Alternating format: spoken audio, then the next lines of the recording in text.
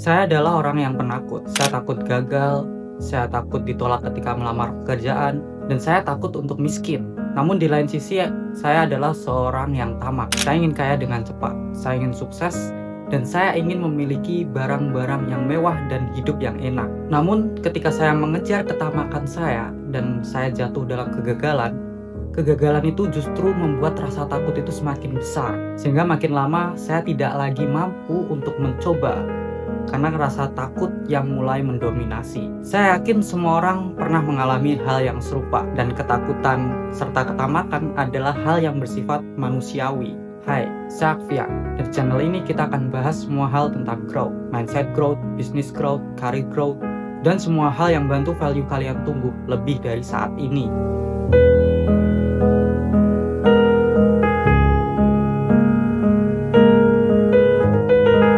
Oke, di video kali ini kita akan bahas dua hal, ketakutan dan ketamakan, yang seringkali menghalangi seseorang untuk menuju kebebasan, entah kebebasan finansial ataupun kebebasan untuk mengontrol waktunya sendiri. Saya pribadi sering mengalami emosional ketakutan ataupun ketamakan.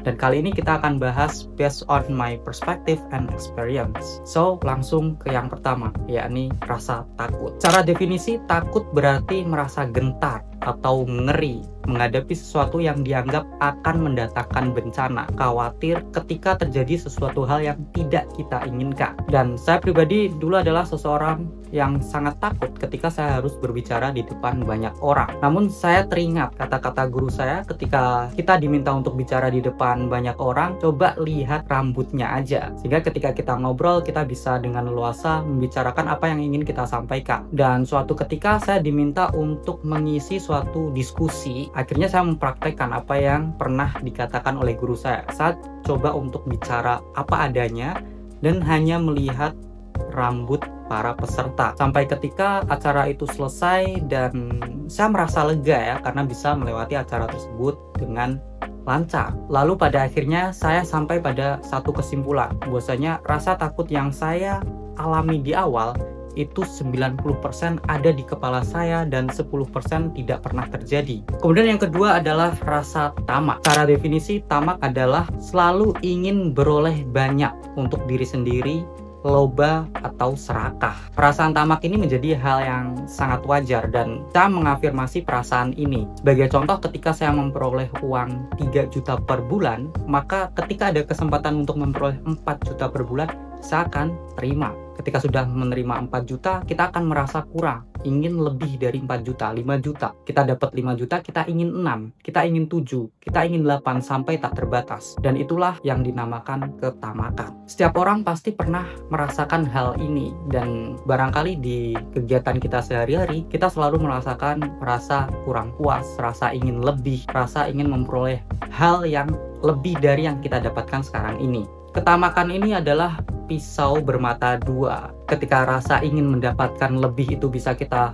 kendalikan dengan baik, maka itu akan menjadi motivasi bagi kita untuk bergerak. Tapi ketika rasa itu mulai berlebihan, mulai lebih dari sewajarnya, maka ketamakan itu akan menjadi hal yang menjatuhkan kita. Kita akan merasa overconfidence, kita merasa sombong, kita merasa apa yang kita lakukan ini tidak akan pernah menemui titik gagal. Sehingga kita terus mengejar ketamakan, kita terus mengejar apa yang ingin kita dapatkan lebih dari saat ini. Dan pada akhirnya kita akan terpelosok ke jurang yang sangat dalam, yakni kegagalan. Ketakutan dan ketamakan ini tidak bisa kita hapus, tapi bisa kita kendalikan.